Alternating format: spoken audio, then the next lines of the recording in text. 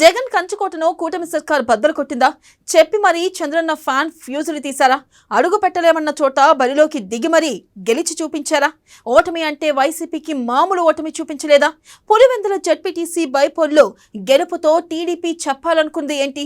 జగన్ సొంత నియోజకవర్గంలోనే గెలిచామని చెప్పుకునే ప్లానా? ప్రజాస్వామ్యం గెలిచిందా? ఈ దెబ్బకు నెక్స్ట్ అసెంబ్లీ ఎన్నికల వరకు గుర్తుండిపోతుందా?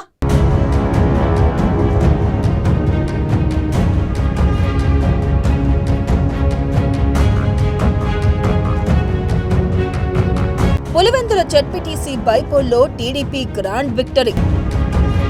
30 ఏళ్ల తర్వాత టీడీపీ అభ్యర్థి విజయం. అసెంబ్లీ ఎన్నికల్లోనూ జగన్ను ఓడిస్తామని తమ్ముళ్ల ఛాలెంజ్. తన పవర్ ఏంటో జగన్కు చూపించిన చంద్రబాబు. వైసీపీకి కోలుకోలేని ఓటమిగా పులివెందుల ఎన్నికలు.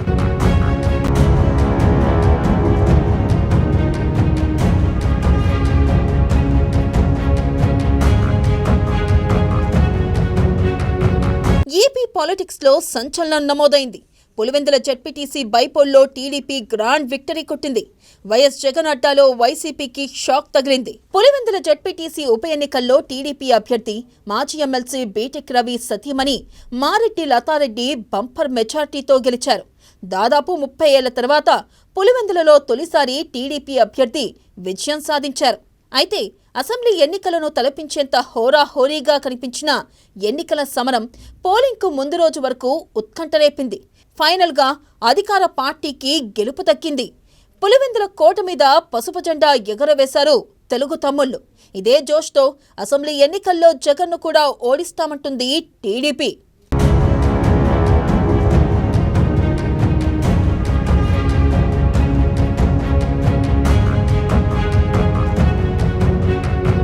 పులివెందుల జెడ్పీటీసీ బైపోల్ జరిగిన తీరు దొంగ ఓట్లు అంటూ కోర్టుకు కూడా వెళ్లింది ఫ్యాన్ పార్టీ. అయితే వైసీపీ విమర్శలకు అదే రేంజ్లో కౌంటర్ ఇస్తుంది. టీడీపీ అధినేత చంద్రబాబు అయితే పులివెందుల జెడ్పీటీసీ బైపోల్లో గెలుపుపై హర్షం వ్యక్తం చేశారు. డెమోక్రటిక్ పద్ధతిలో ఎన్నికలు జరిగాయి కాబట్టే 11 మంది నామినేషన్ వేశారని రివర్స్ అటాక్ చేశారు. పులివెందుల కౌంటింగ్ సందర్భంగా బ్యాలెట్ బాక్సుల్లో ఓటర్లు స్లిప్పులు రాసివేశారని, 30 ఏళ్ల తర్వాత ఓటు వేయడం ఆనందంగా ఉందని ప్రజలు స్లిప్పుల మీద రాశారని చెబుతున్నారు. దాన్ని బట్టే గతంలో పులివెందులలో పరిస్థితులు ఎలా ఉండేవో ప్రజలు అర్థం చేసుకోవాలంటుంది టీడీపీ.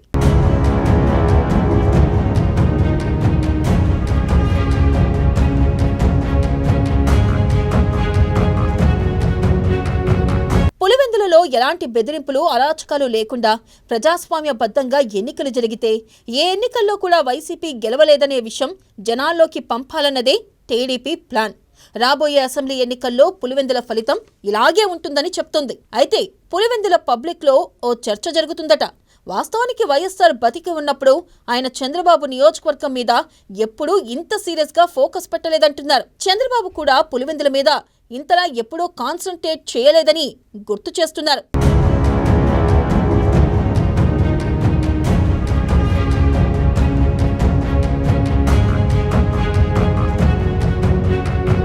కానీ గత ఎన్నికల్లో కుప్పంలో చంద్రబాబునే ఓడిస్తామని వైసీపీ చేసిన సవాళ్లు, లోకల్ బాడీ ఎన్నికల్లో గెలిచిన తీరు టీడీపీ నేతలు రగిలిపోతున్నారట.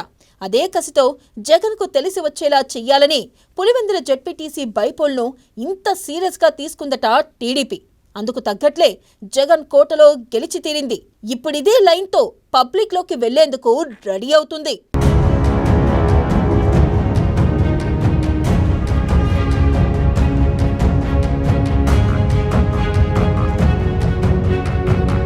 జగన్ సొంత నియోజకవర్గంలోనే వైసీపీని ఓడించి తీరాం, ఇక ఆ పార్టీకి బలమెక్కడా అని వాయిస్ రేస్ చేస్తుంది కూటమి. పులివెందుల జెడ్పీటీసీ బైపోల్లో వైసీపీ ఓటమి ఆ పార్టీకి కాస్త నిరాశ కలిగించే అంశమే. ఇంత హై వోల్టేజ్ హీట్లో కొనసాగిన ఎన్నికల్లో వైసీపీ స్వల్ప మెజార్టీతో గెలిచినా బూస్టింగ్గా ఉండేదని అంటున్నారు నేతలు.